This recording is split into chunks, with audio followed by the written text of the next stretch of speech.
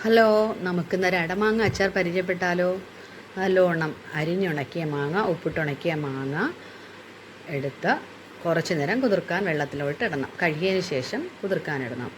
നല്ലോണം കുതിർന്നതിന് ശേഷം ഒരു അരമണിക്കൂറൊക്കെ കുതിർന്നതിന് ശേഷം കഴുകി അതിനെ നമ്മൾ ഊറ്റിയെടുത്ത്, കൈവച്ച് തന്നെയാണ് ഊറ്റിയെടുത്ത് നമ്മളതിനെ മാറ്റി വയ്ക്കണം. ആ വെള്ളം കളയണ്ട കേട്ടോ. ആ വെള്ളം നമുക്ക് ആവശ്യം വരും.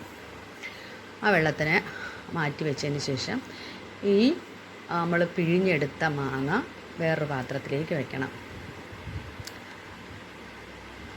ഇത് നിങ്ങൾ ചിലരെങ്കിലും കണ്ടിട്ടുണ്ടാകും. കാഴ്ചയ്ക്ക് ഇങ്ങനെ ഇരിക്കണമെന്നേ ഉള്ളൂ. ഇത് ഉണങ്ങിയ മാങ്ങയാണ്. ഇത് ഭയങ്കര ടേസ്റ്റാണ്. അതിനുശേഷം നമ്മൾ വെളുത്തുള്ളി, ഒരു 7 കഷ്ണം വെളുത്തുള്ളി കീറി തൊലി കളഞ്ഞ് കീറിയെടുക്കണം. തൊലി കളഞ്ഞ് കീറിയെടുത്ത വെളുത്തുള്ളി, കറിവേപ്പില, വറ്റൽമുളക് ഇത്രയും നമ്മൾ അരിഞ്ഞു വയ്ക്കണം. ചീനച്ചട്ടി പിന്നെ കായം ഇടാത്തത് കൊണ്ട് തന്നെ എൻ്റെ കയ്യിൽ പൊടി കായമില്ലായിരുന്നു. അതുകൊണ്ട് ചുട്ടെടുക്കുകയാണ് ഞാൻ. കായത്തെ ചുട്ടെടുത്ത് മാങ്ങയിലേക്ക് ചേർത്തിട്ടുണ്ട്.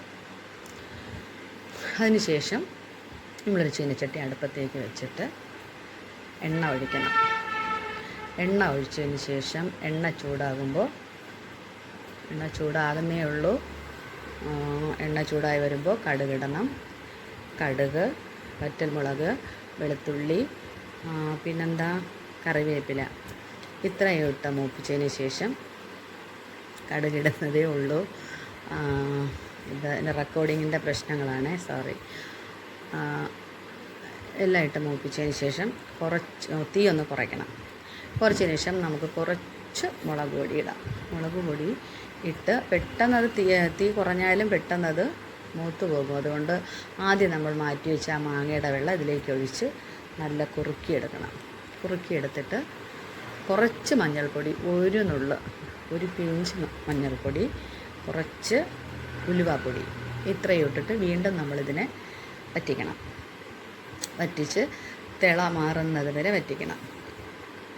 അതിനുശേഷം നമ്മൾ എന്ത് ചെയ്യണം? മാറ്റി വെച്ച മാങ്ങ അതിലേക്ക് കുറേശ്ശെ തട്ടിക്കൊടുക്കണം. മാങ്ങ തട്ടിക്കൊടുത്തതിന് ശേഷം മാങ്ങ ഈ അരപ്പ് പിടിക്കാൻ വേണ്ടി തീ കത്തിക്കാം. ഒരു കുഴപ്പമില്ല. ഉലുവയാണ്, കുറച്ചുകൂടെ ഉലുവ ഇട്ടു. മഞ്ഞ കുറവാണെങ്കിൽ നമുക്ക് ഉപ്പ് കുറവാണെങ്കിൽ കുറച്ചുകൂടെ ഉപ്പ് ചേർക്കാം. മഞ്ഞൾ തന്ന അച്ചാറിന് ധാരാളം വേണ്ട. ഉപ്പ് നോക്കിയിട്ട് കുറവാണെങ്കിൽ കുറച്ച് ഉപ്പ് കൂടി നമുക്കിടാം. അതിനുശേഷം കാണാൻ തന്നെ നല്ല ഒരു ഭംഗിയാണ്. കഴിക്കാനായിട്ട് ഭയങ്കര ടേസ്റ്റാണ്. ഇത് മാത്രം കൂട്ടി നമുക്ക് ചോറുണ്ണാൻ പറ്റും. അത്ര ടേസ്റ്റാണ്. ഒന്ന് ഉണ്ടാക്കി നോക്കണം. പരിചയമുള്ളവർക്ക് ഇതറിയാം. വ്യത്യസ്തമായ രീതികൾ ചെയ്തിട്ടുള്ളവർ എനിക്ക് കമൻറ്റിലൂടെ അറിയിച്ചു തരണം എന്ന് ഞാൻ തരുമെന്ന് പ്രതീക്ഷിക്കുന്നു. ഇല്ലാത്തവർ ഇതുപോലെ ഒന്ന് ചെയ്ത് നോക്കൂ. ഭയങ്കര ടേസ്റ്റാണ്. വീണ്ടും നമുക്ക് മാങ്ങ സീസണാണിപ്പോൾ. മാങ്ങ ധാരാളം കിട്ടും. അപ്പോൾ നമുക്ക് ഉണ്ടാക്കി വെച്ച് ഉപയോഗിക്കാം. മാങ്ങ ഇല്ലാത്ത സമയത്ത് മാങ്ങ ഉണക്കി ഫ്രിഡ്ജിൽ സൂക്ഷിക്കാം, അല്ലാതെയും സൂക്ഷിക്കാം.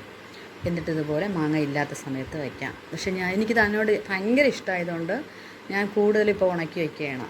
വെച്ചിട്ട് ഇങ്ങനെ ഉണ്ടാക്കിയാണ് ഇപ്പോൾ കഴിക്കുന്നത്.